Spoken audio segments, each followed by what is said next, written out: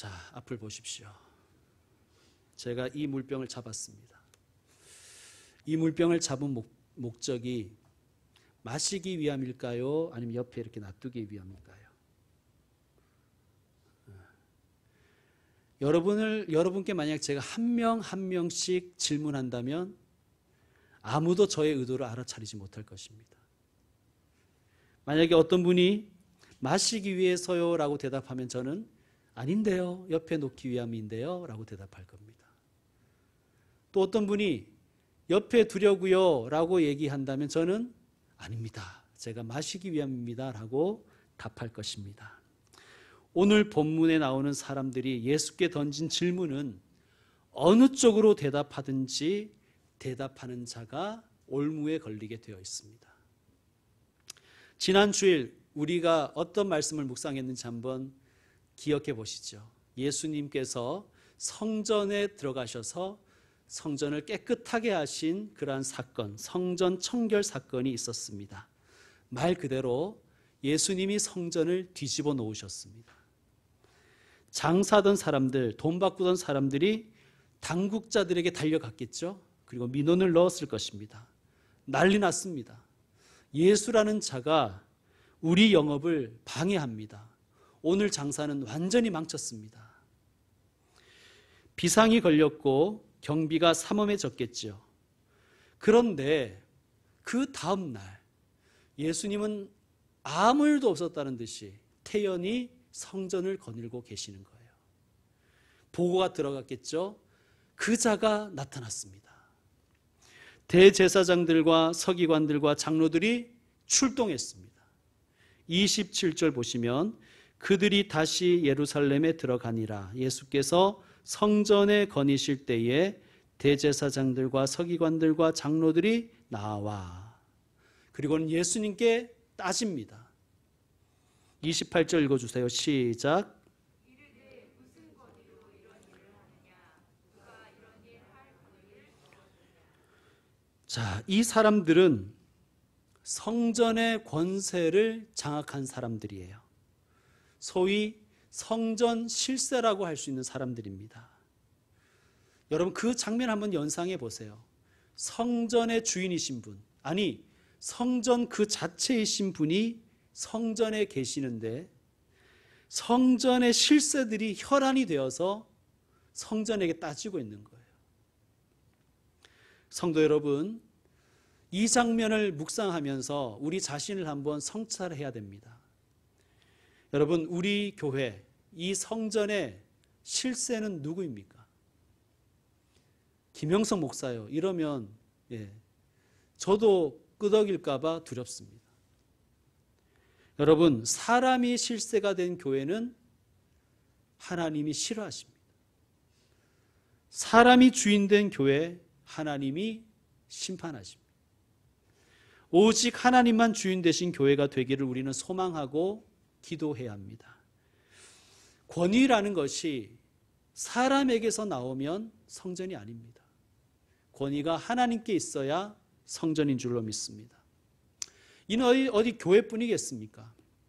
우리 성도들의 가정 역시 가정의 주인이 하나님이심을 인정해야 되는 줄로 믿습니다. 그리고 이 가정의 가장으로서의 권위, 부모로서의 권위는 하나님께로부터 나와야 된다는 것을 믿고 실천하시는 분들 되시기를 축원합니다. 어디 가정뿐이겠습니까? 우리의 일터도 마찬가지입니다. 우리가 경영을 하든 그 일터에서 일을 하든 일터의 주인이 하나님이심을 인정하십시오. 그리고 일터의 권위가 하나님께로부터 나오기를 기도하시길 바랍니다.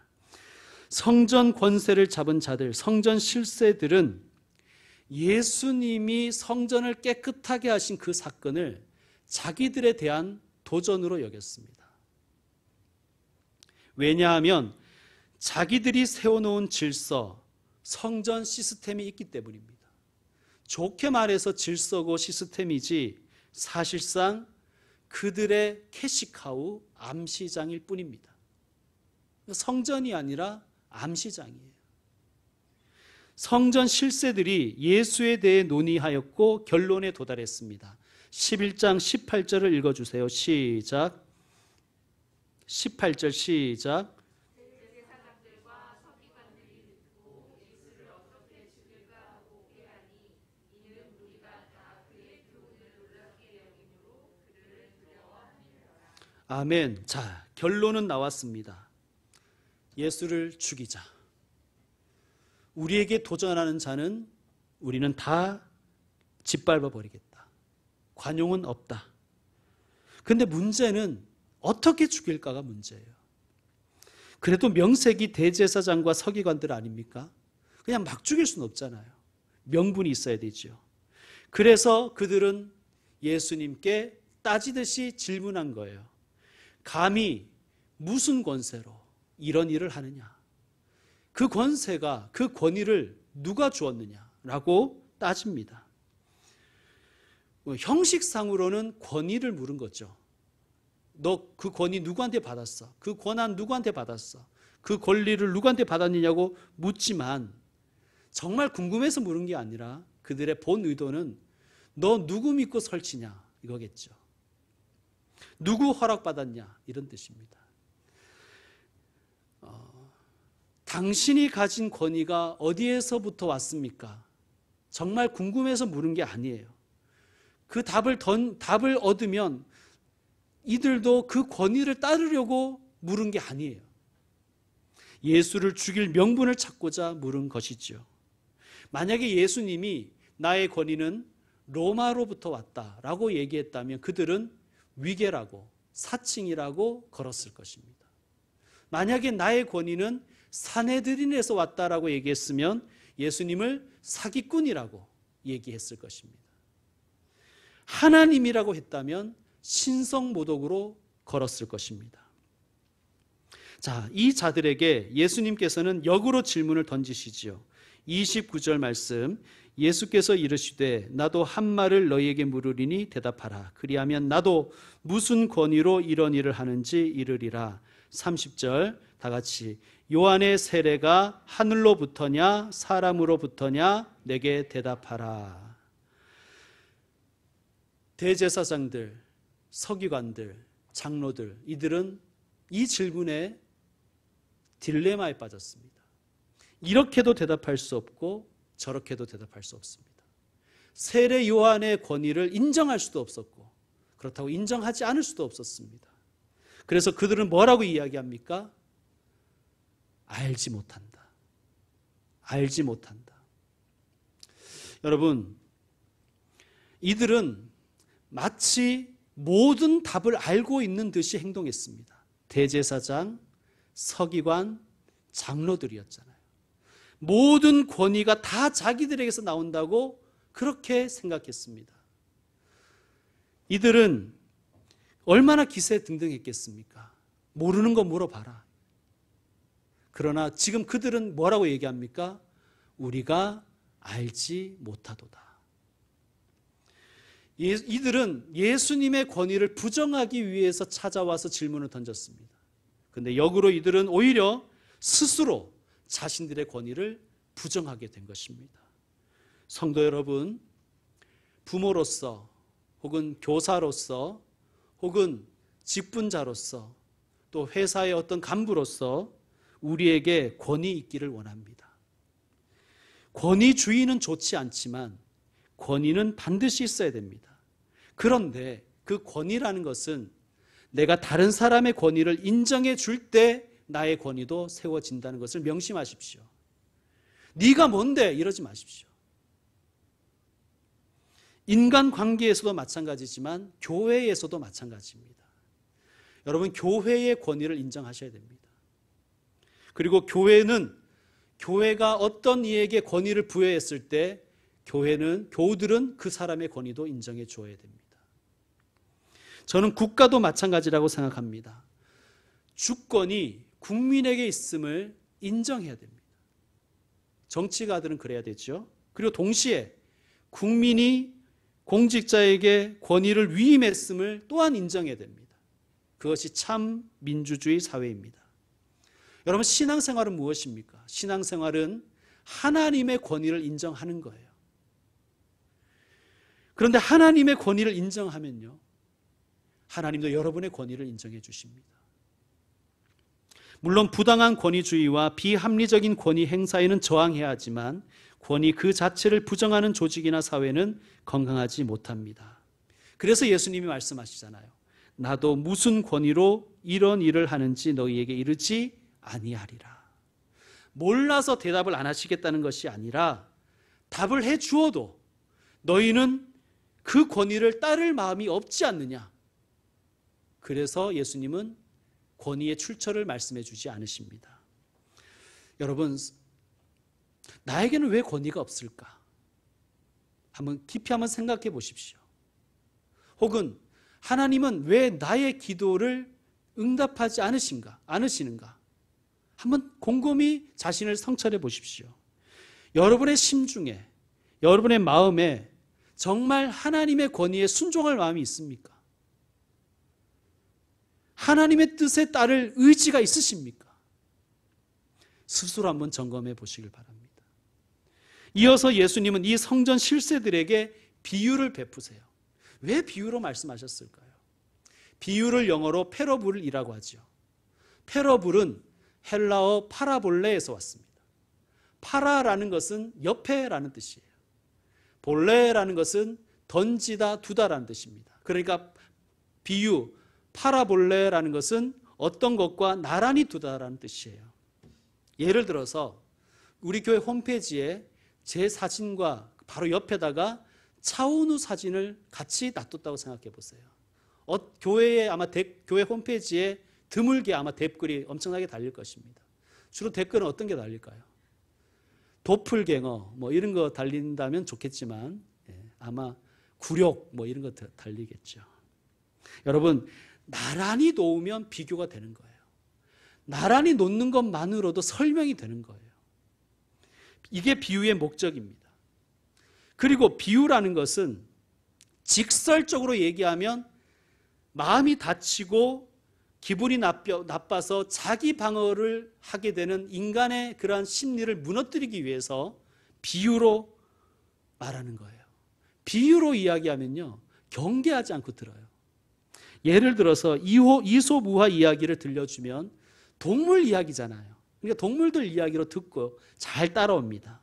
그런데 이솝우화는 동물을 이야기하려는 게 아니잖아요. 우리의 삶을 이야기하고 인간을 이야기하려는 것 아닙니까? 그래서 동물 이야기를 가만히 듣다 보면 이렇게 되는 것입니다. 이거 우리 사는 얘기잖아. 이거 지금 제가 나한테 하는 얘기 아니야? 그렇게 되는 것입니다. 경계를 풀고 잘 따라오다가 그 결정적인 순간에서 그 뜻을 이해하게 되는 것이죠. 자, 예수님께 따지러 온, 예수님을 체포해서 어떤 식으로든 죽이려고 하는 이들이 예수님께 나왔습니다. 자, 이들에게 예수님이 직접적으로 말씀하시면 이들은 듣지 않을 것입니다. 그들은 이미 마음이 다쳤어요. 왜냐하면 예수님의 권위 자체를 부정하고 있기 때문입니다. 그들에게 예수님이 비유를 주시죠. 1절을 보시면 예수께서 비유로 그들에게 말씀하시되 한 사람이, 이것은 이제 한 사람이라고 번역했는데 영어로 보면 A, 부정관사를 쓰죠. 어떤 사람이. 그러니까 이 얘기를 듣는 사람은 어떤 사람 얘기구나, 남 얘기구나, 이렇게 이제 듣기 시작하는 거예요. 포도원을 만들어 산울타리로 두르고 즙자는 틀을 만들고 망대를 지어서 농부들에게 새로 주고 타국에 갔더니, 자, 한 사람은 누구일까요? 이게 이제 이사야서라든지 구약 성경을 가만히 여러분이 묵상해 보시면 한 사람이 누군지를 압니다. 한 사람은 포도원 주인이죠. 바로 하나님 아버지이십니다. 그러면 포도원은 누구를 가리킬까요? 포도원은 하나님의 백성인 이스라엘 전체를 가리킵니다. 그러면 농부들은 누구일까요? 그 포도원을 위해서 부름받은 이스라엘의 지도자들입니다. 하나님이 이스라엘을 세우시고 이스라엘 지도자들에게 그들을 맡기셨다는 얘기예요. 그러므로 주인이 누구라는 얘기를 지금 하시는 겁니까? 하나님. 자, 포도원 주인인 하나님에게는 포도원 소출을 계산할 권리가 있습니다. 그래서 종을 보냅니다. 종들에게 권위를 주어서 보내셨어요. 이 종들은 하나님의 사역자인 구약의 선지자들을 가리킵니다. 3절 말씀 읽어주세요. 시작. 주인이 보낸 종들의 권위를 농부들이 부정했습니다. 심하게 폭행하고 빈손으로 돌려보냈습니다. 주인은 또 다른 종을 보냈습니다. 그런데 어떻게 했습니까? 농부들은 그의 권위를 인정하지 않았고 오히려 종의 머리에 상처를 내고 능욕해서 보냈습니다. 왜 하필 머리에 상처를 냈을까요? 여러분, 머리나 뺨을 때리는 것은 아프라고 때리는 게 아니에요. 기분 나쁘라고 때리는 것입니다. 창피를 주기 위해서 때리는 거예요. 모욕을 주기 위해서 때리는 거죠. 과거에 고대에는 전쟁 포로가 잡히면 옷을 다 벗겼습니다. 아니면 하의를 다 벗겼습니다. 왜 그랬을까요? 시원하라고 그런 게 아니라 기분 나쁘라고 그런 것입니다. 모욕을 주기 위한 것입니다. 여러분, 우리 사람이 그렇잖아요. 사람이 능욕을 받으면, 모욕을 당하면 자존감이 무너져 버립니다. 사람은 육체적 고통보다 이 정신적이고 심리적인 모욕을 못 견딥니다. 지금 이 농부들은 하나님의 주인이 보낸 종의 자존감을 무너뜨려 버리는 거예요. 그래서 종의 정체성을 상실하게 만들어 버리는 것입니다. 자, 5절 말씀. 세 번째 종은 죽였습니다. 아마 이 종은 세례 요한을 가리킬 것입니다. 자, 여기까지 듣던 소위 성전 실세들은 지금 예수가 말하는 이 비유가 어떤 사람의 이야기가 아니라, 어떤 농부들의 이야기가 아니라 바로 자기들을 가리켜 하는 얘기라는 것을 눈치채기 시작했을 것입니다. 6절 말씀 읽어주세요. 시작. 이제 한 사람이 남았으니 또 그가 사랑하는 아들이라. 최후로 이를 보내며 이르되 내 아들은 존대하리라 하였더니. 아멘. 포도원 주인에게는 이제 유일한 아들, 사랑하는 아들이 남았습니다. 히브리인들의 사고로는 아버지와 아들은 동격이에요. 그러니까 하나님의 아들이라는 얘기는 하나님이라는 얘기예요. 주인은 자신과 동격인 사랑하는 아들을 보내면 그 농부들이 그 아들은 존대하리라, 존중하리라고 기대하고 보냈습니다. 그러나 어떻게 됐습니까? 7절 읽어주세요. 시작. 그 농부들이 서로 말하되 이는 상속자니 자 죽이자. 그러면 그 유산이 우리 것이 되리라. 그래서 그를 잡아 죽이고 포도원 바깥에 내던져 버렸습니다. 자, 여기까지 듣고 있던 성전 실세들의 얼굴 어땠을까요? 아마 벌겋게 달아올랐을 것입니다. 포도원 주인의 사랑하는 아들이 바로 자신들이 지금 죽이려고 하는 예수인 것을 그들은 알아들었을 것입니다. 지금 예수님은 이들 앞에서 자신이 이스라엘의 주인이신 하나님의 아들, 곧 성전의 주인이심을 분명히 하고 계시는 것입니다. 그리고 자신이 어떤 죽임을 당하실지도 이미 예고를 하시는 거예요. 예수님은 예루살렘 성문 밖 골고다에서 십자가에 달리셨습니다. 자, 예수님은 이 비유를 마무리하시면서 이렇게 물으셨어요. 포도원 주인이 어떻게 하겠느냐? 얘들아, 너희가 포도원 주인이라면 어떻게 하겠느냐? 아마 그 중에는 눈치 없는 사람도 있을 거예요. 죽입니다. 뭐 이렇게 하는 사람도 있었을 거예요. 그러면 이제 다른 제사장들과 서기관들과 장로들이 째려봤겠죠. 예수님 말씀하십니다. 그래, 와서 그 농부들을 진멸하고, 진멸한다는 것은 심판한다는 얘기입니다. 심판하고 포도원을 다른 사람에게 주리라. 다른 사람들은 누구일까요? 예수 그리스도를 머리로 한 몸된 교회 성도들을 이야기하는 것입니다. 그러면서 구약에 예언된 말씀을 다시 말씀해 주시면서 해석해 주십니다. 10절과 11절 같이 읽겠습니다. 시작. 너희가 성경에 건축자들이 버린 돌이 모퉁이의 머릿돌이 되었나니 이것은 주로 말미암아 된 것이요 우리 눈에 놀랍도다 함을 읽어보지도 못하였느냐 하시니라. 아멘. 자, 여기서 건축자들은 누구일까요? 예수님이 비유에서 말씀하신 농부들입니다. 그러면 왜 건축자들이라고 표현했을까요?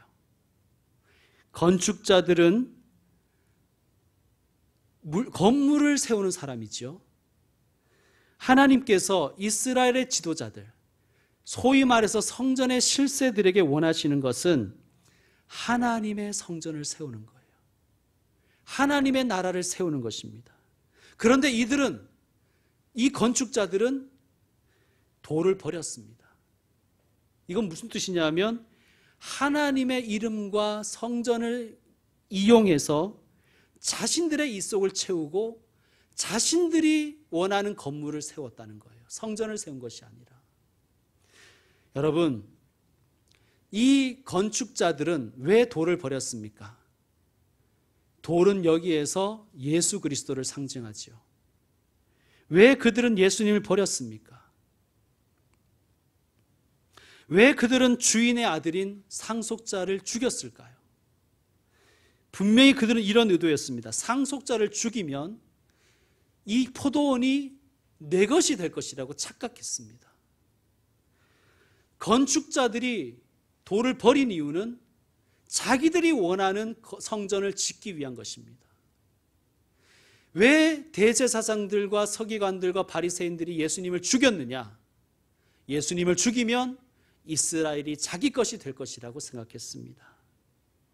아니, 정확하게 말하면 이미 그들은 성전은 자기들 것이라고 이미 자기 것인 양 주인 행세를 했었습니다.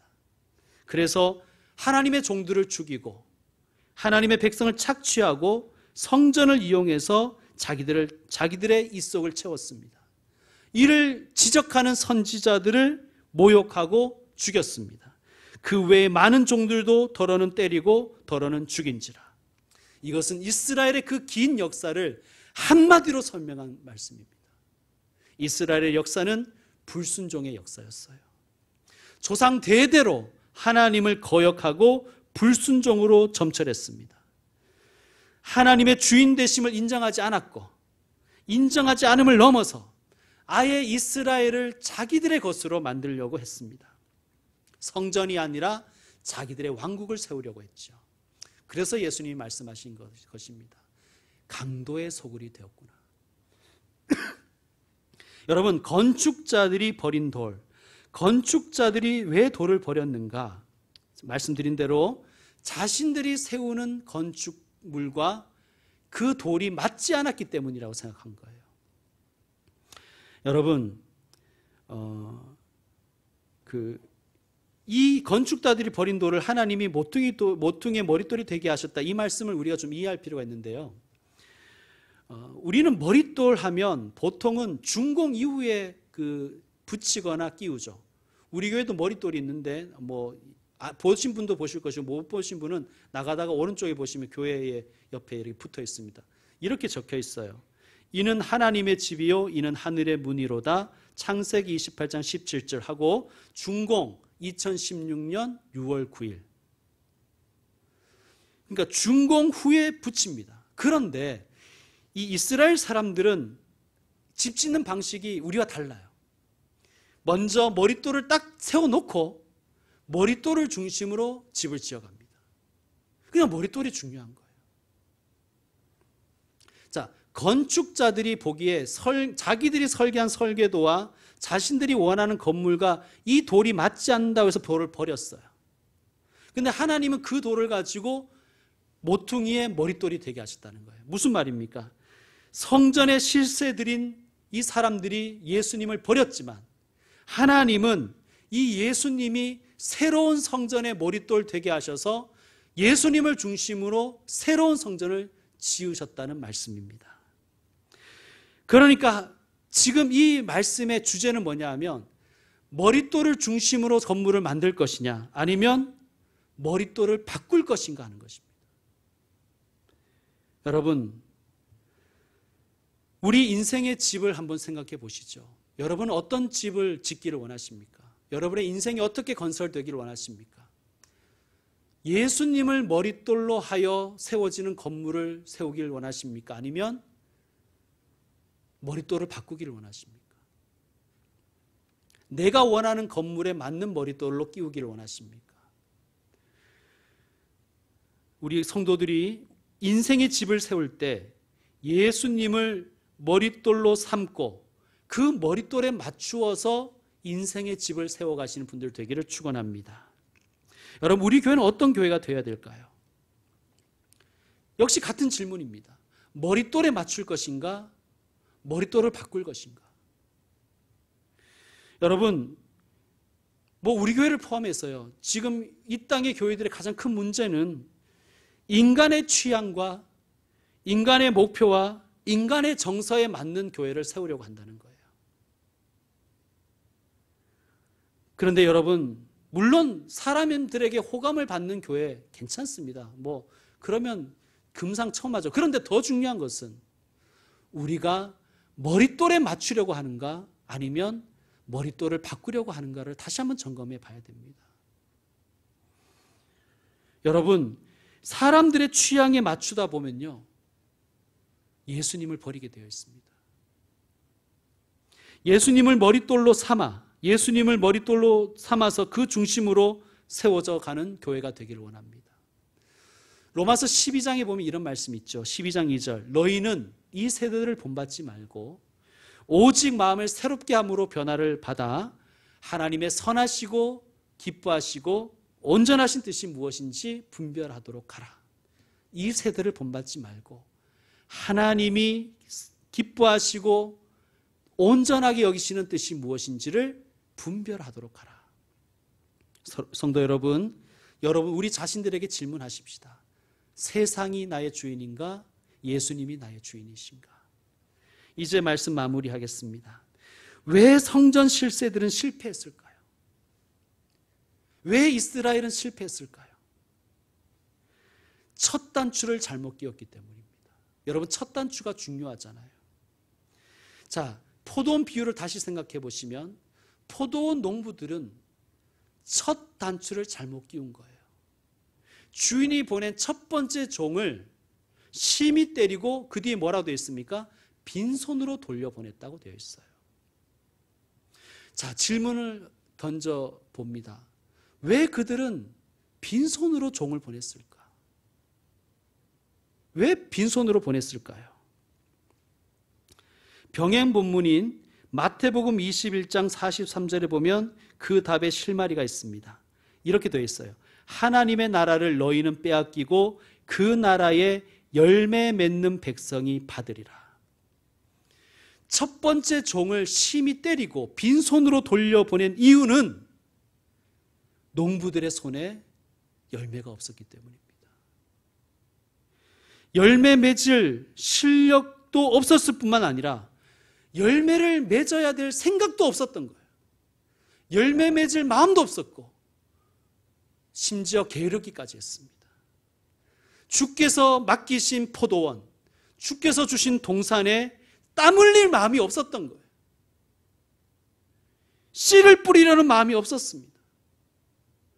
하나님이 원하시는 것은 하나님의 나라와 하나님의 의를 실천하는 것이고 주의 공의와 사랑을 내 가슴에 품는 것인데 그런 마음은 전혀 없는 거예요.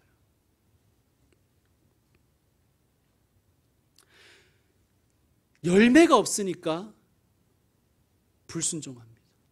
그러니까 가만히 보면 불순종해서 열매가 없을 수도 있지만 사실은 어디서부터 출발하냐 하면 변화될 마음이 없으니까 불순종을 하는 거예요. 괜히 공부할 마음 없으면 신경질 내잖아요. 그런 것과 똑같은 거예요. 밥 먹을 마음 없으면 신경질부터 내는 것입니다.